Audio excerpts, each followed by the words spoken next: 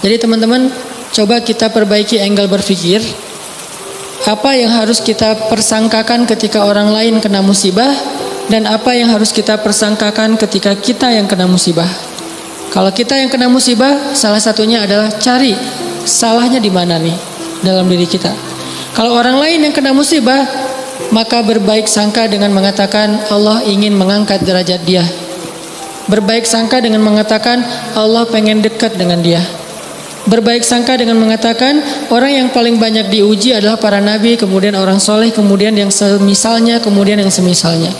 Berbaik sangka dengan mengatakan Allah pengen menggugurkan dosa-dosa dia, sehingga kita nggak pernah menjudge orang lain dan tidak sibuk dengan kesalahan-kesalahan orang lain. Karena pernah saya kena musibah, misalnya motor saya hilang.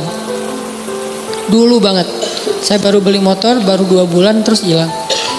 Teman saya bilang gini, Ustadz kurang sedekah nih. Digituin. Ya sih, saya akan nggak mungkin dong saya ngebantah kan ya. Oh iya ya mungkin. Cuman kan nggak enak ya. Orang lagi kena musibah, bukannya dia empati atau apa gitu, malah Ustadz kurang sedekah nih. Dia menjudge. Dan kalau saya kepancing, nggak tahu sedekah saya kayak gimana, kan habis pahala sedekah saya. Udah pahala sedekahnya cuma sedikit, riak pula gara-gara kepancing sama dia, hilang kan, nggak ada manfaatnya kan ya. Dan itu sering loh mancing-mancing kita jadi riak. Kadang-kadang riak kita tuh bukan direncanain, bukan gua pengen riak nih, enggak. Kalau kelas kita insya Allah nggak gitu-gitu amat lah, nggak mungkin kita sedekah pengen pamer, kita beribadah pengen pamer, kita tilawah pengen pamer, kita tahu lah itu mah sia-sia. Tapi kadang riaknya tuh muncul gara-gara kepancing sama orang lain. Lo nggak pernah gue ngeliat baca Quran? Wah, lo nggak tahu gue di HP ini ada Quran sampai 5 aplikasi loh. Buat apa juga banyak-banyak, sama aja isinya. Aplikasi Al-Quran tuh ada 5 di sini, dan sehari tuh coba lo lihat, dan terakhir udah baca sampai surat berapa? Kan kepancing tuh. Riak lah kita gara-gara orang lain, atau misalnya taklim atau apalah, atau umroh, haji, sedekah kayak gitu-gitu. Ada yang mancing. Lu nggak peduli banget dengan saudara-saudara kita yang di Palestina. Itu di sana tuh ngeri banget loh keadaannya. Lu kayaknya biasa-biasa aja.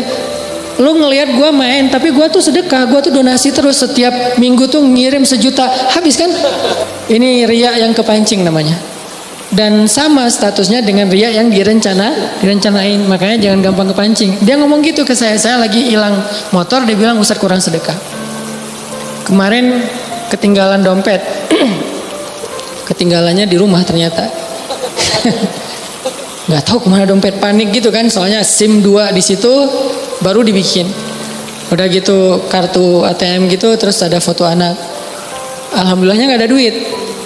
Tapi kan kartu lumayan tuh, blokir ATM dulu, terus mau ngirim SIM, mau ngurus SIM juga, ngurus KTP, apalagi sekarang lama ngurus KTP-nya, masa kemana-mana saya mau bawa surat gitu, nunjukin kan naik pesawat, males banget kan ya, nggak keren kalau nggak ada kartu teh. Mana-mana mau check-in pesawat, tunjukin kertas. Aduh gimana rasanya nih, berat. Tiba-tiba ada yang iseng lah gitu, udah tahu orang kena musibah Ustadz banyak dosa, Ustadz ini segala macam.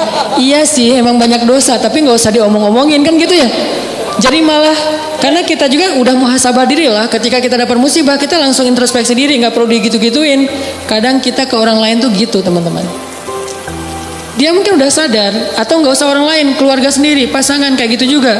Oh kayaknya kamu tadi gara-gara kamu tadi ngomongin dia, makanya jangan digituin. Udah aja bab ngomongin orang lain itu bab yang berbeda, jangan dikait-kaitkan sehingga kita menjudge orang lain kena musibah gara-gara dosa yang baru saja dia lakukan. Ini kurang bijak. Yang bisa mengatakan ini hanya orang-orang tertentu seperti para nabi, terus ulama-ulama dengan level tertentu. Kalau kita dengan teman, jangan ngambil peran sebagai ulama, beda. Kalau kita sebagai teman ngambil peran ya cuma teman doang, empati, peduli, bantuin. Kalau ulama kapasitasnya emang menasehati. Ulama itu kapasitasnya emang mengeluarkan fatwa, bahkan menjudge, itu hak ulama menjudge, karena ulama itu sama kayak hakim. Tugas hakim itu adalah menghakim, menyampaikan hukum halal haram, hak batil dan seterusnya. Tapi kita kalau ke teman beda sama ulama. Kalau ulama kayak gitu maklumi, emang tugas ulama kayak gitu. Kalau kita mengambil peran ulama ini nggak bisa dimaklumi, ini agak blunder, agak offset nih kalau menurut saya.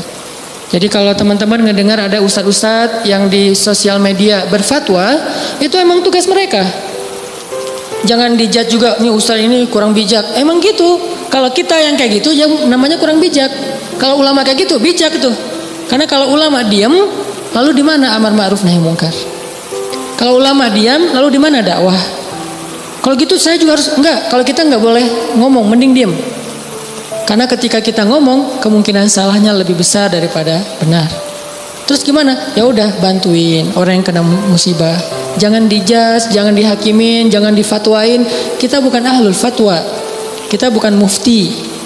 Kita hanya orang biasa. Kalau mau sekedar watawasau bil haq Ustaz. Ya, watawasau bis sabr juga kan. Kita nasihatnya itu menguatkan kesabaran dia, bukan nasihatnya membuat dia makin jatuh. Lo sih, nah ini bikin jatuh nih. Ya sabar ya, mudah-mudahan Allah dengan modal husnuzon tadi, mudah-mudahan Allah angkat derajat kamu, mudah-mudahan Allah ngampunin dosa-dosa kamu, mudah-mudahan Allah kamu jadi lebih dekat kepada Allah. Ini watawasau bil haq, watawasau bis sabr. Tapi kalau kita bilang kamu kurang ini, kamu kurang itu, kamu kurang itu, ini berarti kita menjudge, menghakimi orang yang sedang kena musibah. Harusnya itu kita lakukan untuk diri kita, bukan untuk orang lain. Beda banget teman-teman angle dalam menilai orang lain dan menilai diri kita sendiri, itu beda. Jangan disamain.